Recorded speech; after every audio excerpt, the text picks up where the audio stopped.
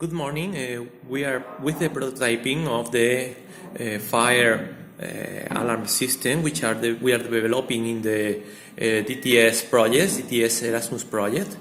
And now we are testing the DS18S20 module, which is a sensor for the temperature.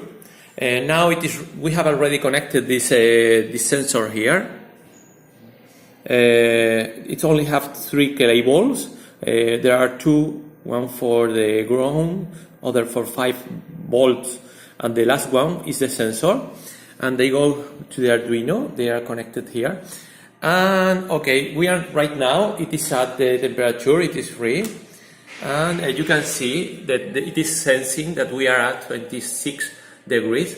And now our students, who is the one who is developing this machine, this design, we are going to start to warm up this sensor. You can go.